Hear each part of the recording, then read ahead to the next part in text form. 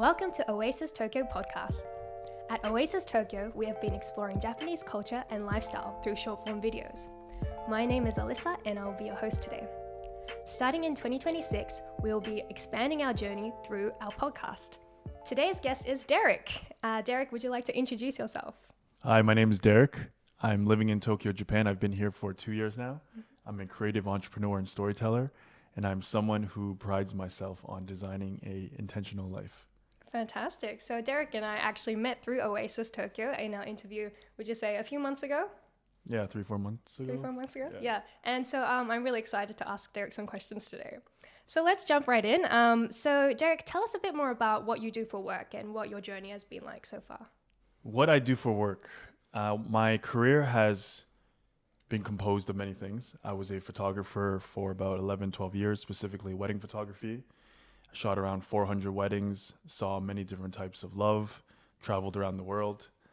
From there, I migrated to the music industry, where I was an artist manager for about 6-7 years, managed 3 different artists, music producer, went on sold out tours, sold out shows, had a platinum song in Canada. Wow. Life was like a movie during that time, during that time of life. And then afterwards, during COVID, I managed to take all those skills, take all those experiences and package it together and transition into the e-commerce space where I had many failures, had some success, and that's where I currently work at. Wow, so you've gone from photography to music to e-commerce, which feels very different. A lot of industries in there. Do you think there are some kind of common themes throughout that, or where do you find the connection between those industries? The connection between those industries, can I tell you a little story? Sure, if go I can? for it, yeah. The start of who I am, the start of my mindset as a entrepreneur definitely begins when I was 8 years old. I was forced to work for my dad. Wow. My dad did renovations. He was a general contractor. So he's the type of person that would come into your house, paint your walls, change your sink, renovate your basement, that kind of stuff. And I noticed that even though he was a general contractor, he would always have to hire specialists. For certain jobs, he would have to hire a certified electrician. Certain jobs, he would have to hire a certified plumber. So that's something that I noticed very early on. While at the same time as growing up, and I'm sure you or many other Asians might have experienced this, is that the world that our parents paint us, the picture that they paint is that you can only have certain jobs, such as a doctor, a lawyer, or an accountant. And if you don't get one of these jobs, your life is going to be terrible. They're not going to be proud of you. You're going to have a very rough life. And that was very conflicting with what I noticed growing up, with my dad hiring different types of specialties. And what I noticed was that as long as you were good at what you did, for instance, you were a good electrician, good plumber, my dad would hire that person. So what I began to really think about as a kid was, how do you get good at something? If I can get good at something, it means that I'll have a chance for survival. It means that what my parents say, that you won't survive, you won't make a living, is not true. So I started asking myself, how do I get good at something?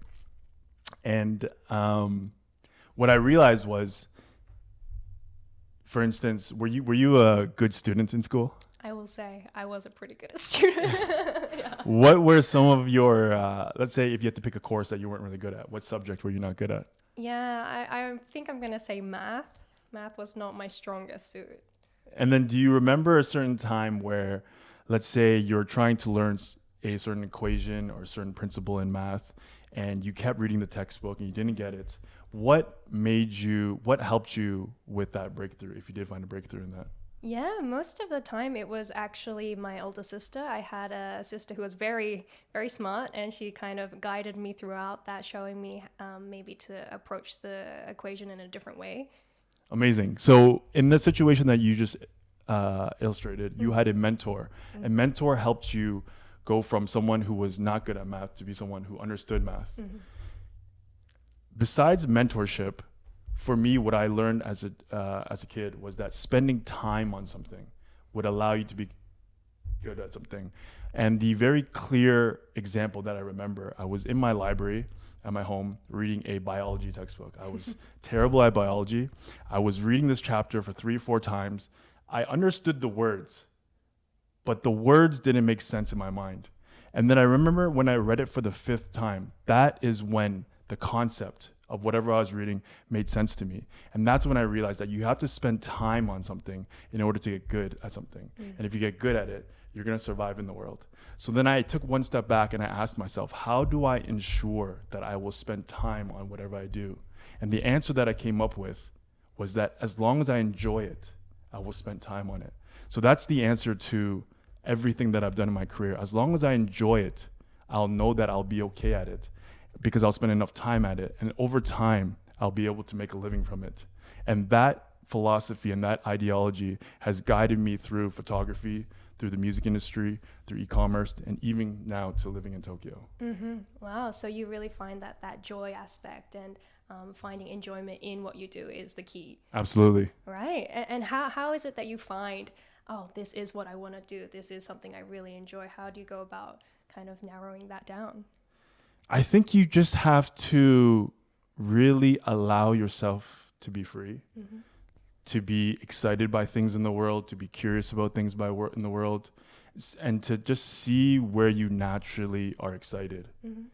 Because I know for you, outside of OASIS, you have a singing career. I do, yes. How did you realize you wanted to become a singer?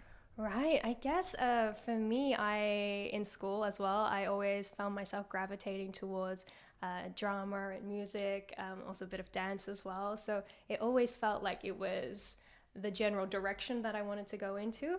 But I find even now, I'm still kind of searching, what is it do I really enjoy doing? So that's why I kind of ask you, well, how do you know what you really want to do?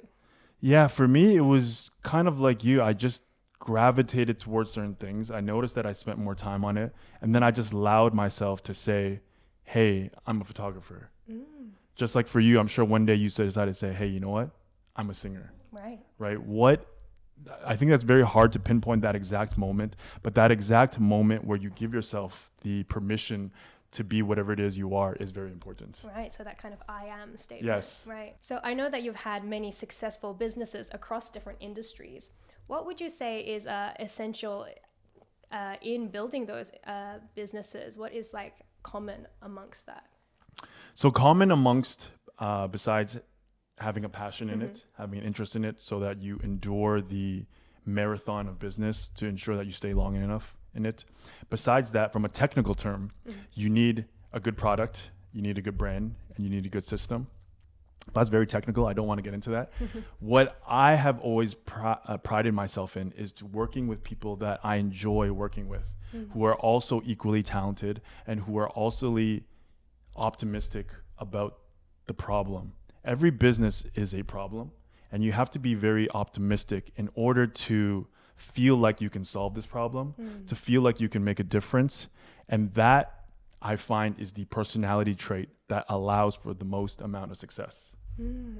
All right. So looking back, what initially drew you to this idea of entrepreneurship, and why did you get started in building your own businesses? The idea of entrepreneurship comes down to self-development. Entrepreneurship is the greatest form of self-development. That's something many other entrepreneurs say. That's something I've come to understand myself being an entrepreneur.